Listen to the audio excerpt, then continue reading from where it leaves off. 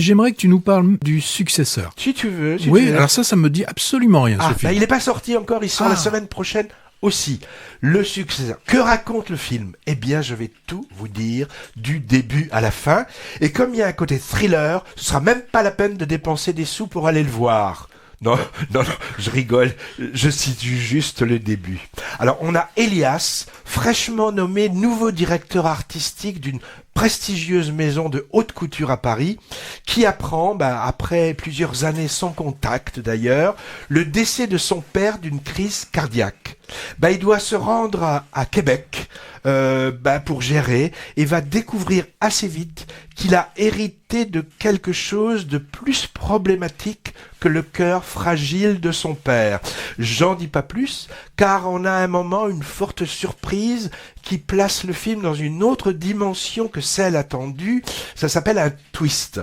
C'est une production franco-canadienne du scénariste et réalisateur Xavier Legrand. Tiens, encore un qui a fait ses gammes au festival de Clermont-Ferrand, dont je parlerai tout à l'heure, puisqu'il a récolté là-bas en 2013 plein de prix, avec son premier court-métrage, qui a ensuite le César, été nommé aux Oscars, pas mal pour un début, et s'est confirmé avec son premier long-métrage, plébiscité en 2018-2019. Plébiscité, c'est bien plébiscité. Ça. Jusqu'à la garde, qui montrait un divorce difficile entre Denis Ménochet et Léa Drucker, Lion d'argent à Venise, prix du public à Saint-Sébastien à Angers, prix Lumière 5 Césars, dont celui du meilleur film, prix des auditeurs du Masque et la Plume, ça existe, ça, N'en jetez plus.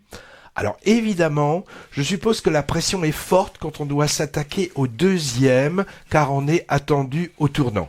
Donc j'ai vu ce deuxième, le successeur, donc il y a quelques mois. Il était en compétition au festival de Saint-Sébastien et j'en suis sorti plutôt content sur le moment, mais il a baissé dans mon estime au cours du temps, car à la réflexion, je lui ai trouvé des défauts.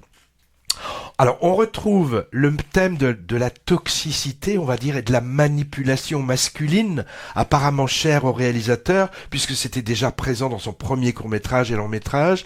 On sent qu'il s'attache à dénoncer la violence, en particulier celle exercée par les adultes sur des enfants, mais j'ai trouvé ici de façon maladroite, en exacerbant et en étirant peut-être de façon inutile certains côtés glauques de son histoire, pour en faire spectacle finalement. Et ça m'a mis mal à l'aise. Bon, il y a aussi des qualités dans ce film, mais qui sont pas vraiment liées à l'histoire principale. Je pense à la magnifique scène de défilé de mode du début. Alors, c'est vraiment superbement filmé par de multiples caméras. Et puis, au crédit du film aussi, il y a aussi l'acteur principal. Alors, c'est un revenant pour moi. Elias, c'est Marc-André Grondin, acteur québécois qui a maintenant la quarantaine, révélé au grand public dans le mémorable Crazy de Jean-Marc Vallée en 2005, en jeune gay dans le placard, fan de Bowie et en conflit avec son père. Il a été très bon aussi dans le super émouvant Le plus beau jour du reste de ma vie, pour lequel il avait récolté le César de l'espoir masculin. Alors après, il a disparu de mes radars, ça faisait longtemps qu'il n'était pas apparu sur nos écrans, il a changé. Moi aussi, sans doute. Alors, il est très bien, en fils de plus en plus perdu, découvrant des secrets sur son père.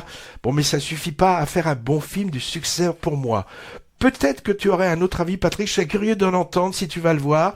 Il sort donc le 21 février. Qu'est-ce que je peux dire aux auditeurs ? D'aller le voir pour se faire une idée. Mais attention, c'est assez quand même déstabilisant et dark, comme diraient les Québécois.